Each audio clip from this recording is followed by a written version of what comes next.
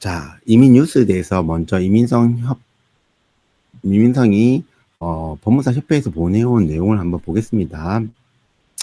저번 주에 어떤 일이 있었냐면은, 저번 주에 뭐 어떤 일이 있었는지, 5월 10일이죠. 그러니까 5월 10일 날에 버젯 리포트, 재정 정책을 발표하면서, 아니, 뭐야, 이거. 자세한 내용이 없잖아. 이렇게 하니까 5월 15일, 저번 주죠. 저번 주에 정확하게 이민 정책에 대해서 몇 명을 받아들일지를 발표를 했어요. 이민성 사이트에다가. 그 내용을 자세히 보면은 이렇게 나옵니다. 지금 현재 기술 이민자 중에 기술 이민자 폭을 상당히 넓게 했는데, 일반적으로 여러분이 생각하는 기술 이민은 점수제 비자잖아요. 이 점수제 비자는 숫자를 줄였어요. 특히 189는 거의 뭐 절반으로 줄었기 때문에 여러분들이 189로 뭔가를 준비한다고 하신다면은 상당히 어렵다. 왜냐면 절반을 줄이면 점수가 절반만큼 올라가는 게 아니라 많이 올라갑니다. 네, 상위에서 끝나는 거기 때문에 지금도 그런데, 그래서 여러분들이 189를 준비한다면 제 생각엔 75점 이하로는 될 거라 생각하잖아요. 근데 직업군마다 조금 달라질 수 있지만 점수가 상당히 높아야 된다. 이게 언제적 느낌이냐면, 코로나 이전에 여러분들이 잘 이해를 못 하시지만 간호사가 75점 이하에서 인비를 받지 못했어요. 코로나 전에. 지금 이거는 거의 코로나 이전으로 돌아가는 듯한 느낌이에요. 189 같은 경우는. 예, 요거 있다. 그리고 지금의 인플로이 스폰서 비자는 자세히 보시면 작년에는 36,000개고 지금 44,000개죠. 근데 이게 어떤 의미냐 하면은, 이미 근데 인플로이 스폰서 비자는 넣을 때 바로 넣는 게 아니고 이미 넣었던 사람들을 주는 거잖아요. 근데 5월 첫째 주에 뭐라고 얘기했냐면은, 이민성에서 이미 인플로이 스폰서 비자를 줄 수 있는 캐파가 다 차서 우리가 7월 달까지 심사를 안 할 거예요라고 얘기했어요. 그리고 그러니까 이건 컨트롤이 사실 쉽지는 않습니다. 왜냐하면 고용주권 비자는 이미 넣은 사람들이 너무 많아요. 심사 기간도 길고, 여러분들이 사파리를 간 사람들이 앞으로 2년 후에 또 넣겠죠. 그러니까 이미 얘네들이 이거 컨트롤하든 컨트롤하지 않든 이 숫자는 다 차요. 단지 넘버가 36,000에서 44,000으로 간다는 뜻은 뭐냐면, 심사 기간이 짧아지든 길어지든 두 개밖에 없어요. 자, 그런데 이민상에서 만약에 이민을 컨트롤하겠다고 한다 했을 때는 이 넘버를 44,000개 했잖아요. 그럼 이미 들어갔던 숫자에다가 조금 더 더한 거지만 제 생각에는 그렇게 크게 뭐 변화되는 건 없다라고 생각하시면 될 것 같아요. 근데 잘 보시면 189에서 줄였으면, 189에서 줄였으면 그거를 이제 지금 고용주스본으로 늘렸잖아요. 한 8,000명. 줄인 거는 15,000명 줄였는데 고용주스본은 8,000명 늘렸어요. 그럼 어떤 얘기예요? 독립기술임을 가지 말고 여러분도 고용주스본 루트를 타세요라는 뜻이잖아요. 자, 그러면 이민성은 어떤 걸 하냐면, 그런 사람들이 이 고용주스본 루트를 탈 수 있도록 길을 열어줘야 되겠죠. 왜냐면 189 비자의 숫자를 반으로 줄였으니까 그 사람들이 어떻게 고용주스본 루트를 탈 거냐. 그러니까 그런 고민이 있잖아요. 보통 이 189 하셨던 분들이 경력이 없거나 경력도 짧아요. 왜냐하면 졸업생 비자 해봤자 2년밖에 안 나오는데, 그러니까 이민성에서 지금 생각하는 건 뭐냐면, 이 189를 못 갔던 사람들을 흡수하기 위해서 고용주스폰 숫자를 조금 8,000명 늘었는데, 그러면 그때 고용주스폰을 가려면 보통 여러분들의 기본 루트가 다이렉트 엔트리 ENS 같은 경우는 기술임사 플러스 3년의 경력이죠. 쉽지 않습니다. 이 고스킬 직업군들은. 그러니까 어떻게 해요? 당연히 그러면 그 사람들도 파스웰 타야 되겠죠. 고용주 스폰, 사파리 같은 거를. 그런데 그 사파리 지금 현재 기준이 2년이잖아요. 경력 2년을 채. 근데 여러분이 대학을 졸업하고 나서 바로 취업을 해서 그 2년 안에 2년을 채운다. 졸업생 비자 2년 안에. 이게 말이 안 맞죠. 그러니까 그 부분이 약간 문제가 있다는 거죠. 그래서 그거를 조금 이제 2년에서 1년 줄여주는데, 여러분들이 조금 오해하시는 분들이 있는데, 영주권 심사할 때 사파리에서 1년을 채우고 영주권 들어간다는 얘기가 아닙니다. 단지 사파리를 신청할 수 있는 문호를 조금 더 열어준다는 거예요. 그럼 여러분들은 이게 좋은 얘기예요? 안 좋은 얘기예요? 처음에 좋게 들리죠. 그런데 그 열어줬던 이유는 뭐냐면, 189의 수요를 여기로 넘기는 거기 때문에 여러분들에게는 사실은 캔디데이트, 지원자가 늘어나는 거예요. 그럼 그 사람들이 모든 사람이 다 영주권 갈 수 있느냐? 그건 또 아니겠죠. 그러면은 당연히 그 신청할 수 있는 조건 중에 경력 조건을 줄여줬다는 거지 나머지 조건이 어떻게 변화될지는 아직 아무도 모릅니다. 예, 그래서 여러분 이 부분에 대해서 약간 주시하셔야 돼요. 근데 조금 좋은 점은 내가 좀 한번 설명해 드리면 주정부 스폰 숫자를 그대로 유지했다는 게 상당히 좋은 겁니다. 왜 그러냐면 지금 현재 그 2023년도가 3만 개였잖아요. 근데 지금 33,000 개죠. 자, 그럼 여러분 이게 같은 숫자지만 같은 숫자가 아닙니다. 왜 그러냐면은 작년에 플래닝 지금 이제 봐봐요. 이게 뭐냐면 2023년, 2024년 플래닝, 2024년, 2025년 플래닝이죠. 그러면 2023년도 이 플래닝대로 3만을 받았냐? 안 받았습니다. 10,000개 받았어, 10,000개. 3분의 1밖에. 근데 이게 2024년도에는 또 3만 개를 받는다니까 실제로는 동일한 숫자지만 3배 늘어나는 거예요. 그래서 원래는 이제 올해 초였죠. 올해 초에 갑자기 이민성에서 주정부에 줬던 쿼타를 뺏었어요. 줬다가. 그러니까 주정부에서 너무 화가 나가지고 서호주 같은 경우는 서호주 주지사가 뭐라고 했어요. 뉴스에 나와가지고. 근데 지금 다시 그거를 복귀한다는 거니까 상대적으로 확대되는 느낌이 생깁니다. 그리고 약간 지금 현재 주정부도 직업군이 아주 그냥 좀 단순화돼 있죠. 교육, 그다음에 헬스, 컨스트럭션. 근데 여기 약간 폭이 좀 더 넓어져서 여러분들이 근데 주정부에서 지금 이미 신청한 사람들이 좀 많아요, 문제가. 그러니까 줘야 될 숫자보다 더 많이 신청을 했기 때문에 그 신청했던 사람들이 먼저 우선권을 가져갈 가능성이 높습니다, 7월 달에. 근데 여러분이 그러면은 주정부가 7월 1일 날 땡 하자마자 그걸 열어줄 것이냐? 저는 그렇게 생각하지 않습니다. 기존에 신청했던 사람들이 너무 많기 때문에 그 사람들에게 약간 우선권을 줄 수도 있어요. 그래서 여러분이 혹시 이런 생각을 하시는 분이 있어요. 7월 1일 되자마자 뭐 EOI 넣겠다. 지금 가능하시면 지금 시스템에서 넣어두는 게 좋습니다. 운 좋으시면은 7월 1일 되자마자 뽑힐 수도 있기 때문입니다. 그리고 주정부 같은 경우에 주마다 좀 다르지만 퀸즐랜드 같은 경우는 많이 어렵지 않을까라는 생각이 들어요. 그래서 외곽 지역, 퀸즐랜드는 외곽 지역만 가능할 것 같고 대부분의 시티와 리저널 지역이 언밸런스하다는 게 뉴스 내용이에요.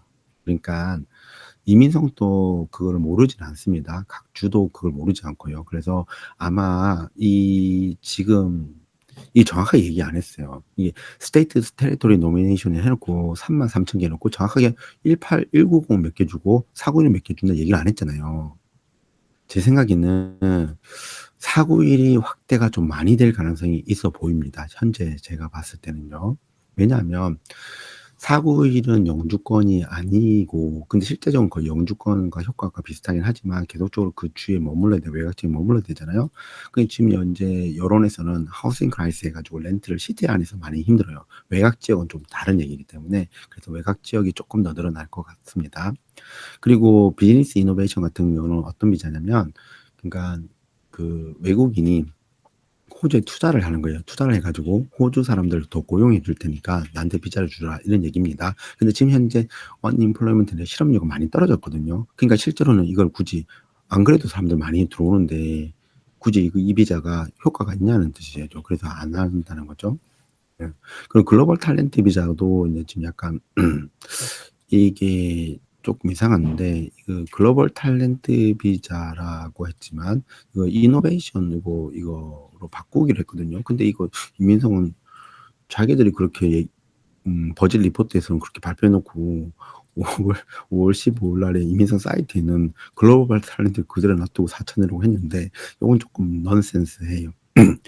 예, 그다음에 뭐 디스팅기시드 탤런트라는 비자 요거 나왔는데 이게 별로 숫자가 없기 때문에 여러분들에게 해당은 좀 잘 안 될 것 같아요. 그래서 여러분들 여기서 이민성이 발표한 내용을 보면은 제가 좀 핵심적으로 봐야 될 거는 뭐냐. 주정부 스폰이 3만 개로 유지가 됐다는 것. 그 좋은 거예요. 예, 그러면 실제로는 체감 효과는 늘어난 거예요. 그리고 이제 독립기술임이 189는 줄었기 때문에 너무 점수제에 의존하지 말고 주정부를 좀 집중해서 보세요. 예, 그리고 고용주스폰 비자가 조금 늘어났잖아요. 근데 제 생각에는 189 신청을 못한 사람들을 위해서 약간 길을 열어놨다라고 보시면 됩니다.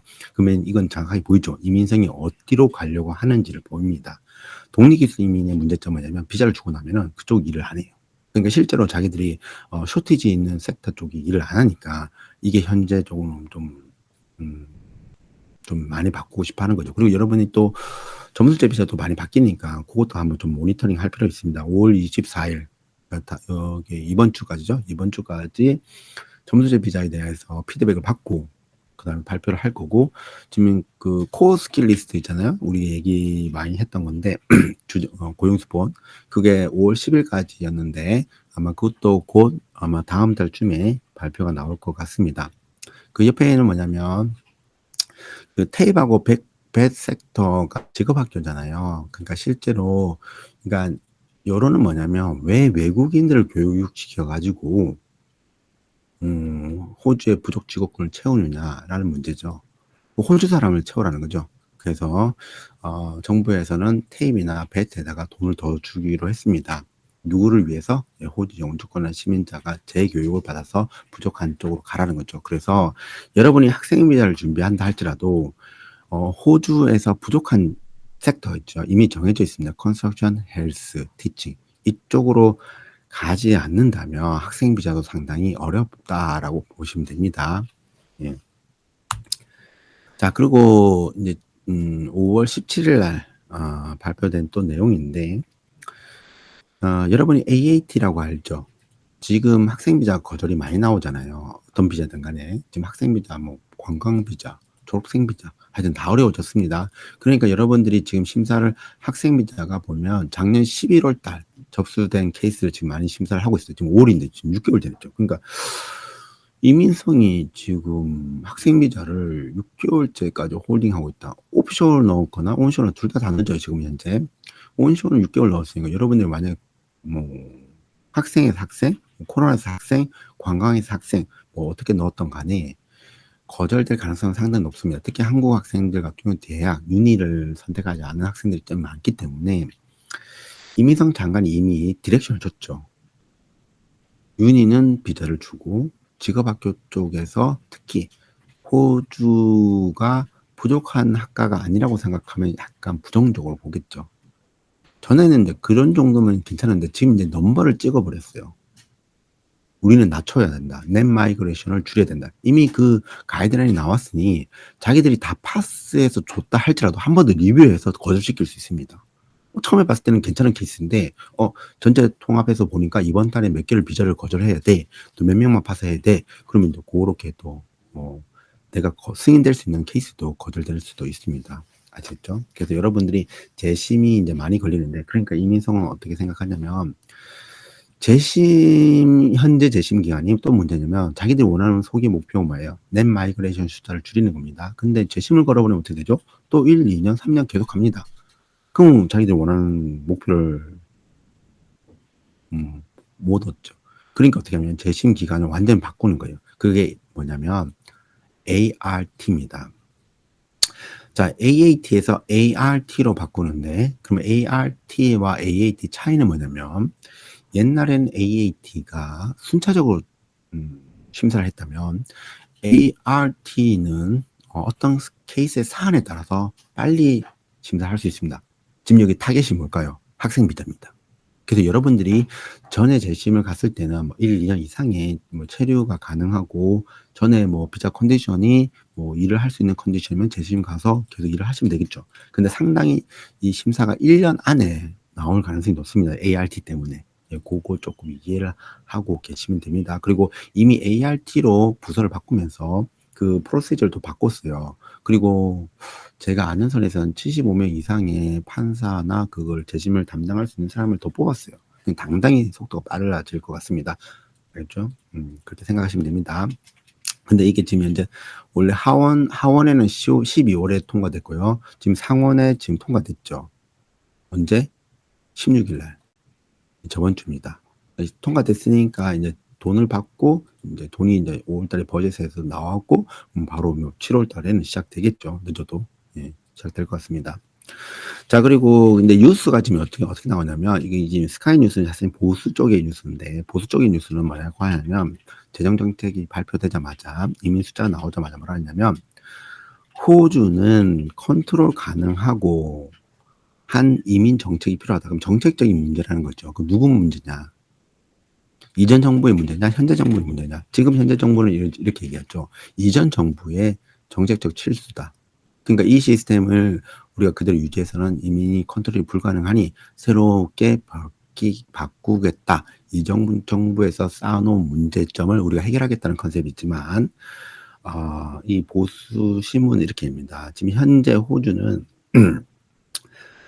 지금 노동당이 정말로 클리어한 이민 정책을 갖고 있는지 의심스럽다는 거죠. 그러면은 이렇게 보수 뉴스에서 계속 여당이나 정부를 압박하면은 갈수록 더 많은, 근데 만약에 이게 여론에게 먹힌다. 그게 가장 안 좋은 거예요. 여론에 먹혀버리면 이 내용이 7월에 우리가 상상하지 못하는 비자법 변화가 생길 수 있습니다. 그리고 전에는 7월 1일 날 딱 되면은 여러분이 이제 그때 바뀌었던 법이 뭐지라고 이렇게 제가 또 방송을 해드리겠죠. 근데 여러분이 지금 이민성이 하는 걸 보면은 갑작스럽게 발표하고 갑작스럽게 적용합니다. 이게 일반적이지 않습니다. 그런데 만약에 7월 1일 날에 여러분들에게 이민법의 변화가 이렇게 됩니다라고 이렇게 했는데, 근데 그걸 갖고 또 얘기가 나오겠죠. 그러면 이민성은 점진적으로 계속 변화를 올해 말까지 계속 할 수 있습니다. 하나씩 하나씩. 근데 그게 여론에 따라 너무 많이 변화된다는 게 사실은 좀 안 좋은 거죠, 우리한테는. 왜냐면 모든 것이 클리어하면은 우리가 거기에 맞춰서 준비할 수 있는데 지금 현재 상황이 이렇다. 그래서 제 생각에는 6월 달 발표, 그다음에 7월 1일 발표, 그리고 여러분들이 그 사이에 9월, 11월 이때도 계속 변화가 있을 테니까 모니터링을 계속 하셔야 된다. 제가 여러분들에게 계속 말씀드리는 거는, 여러분들이 비자를 만약에 할 수가 있다면 가능하면 학생 비자로 넘어가지 마시고 고용주스폰 비자나 파트너나 어떤 비자로 빨리 넘어가세요. GT가 걸리는 비자로 가시면 너무 어렵습니다. 거절 나올 가능성이 높아요.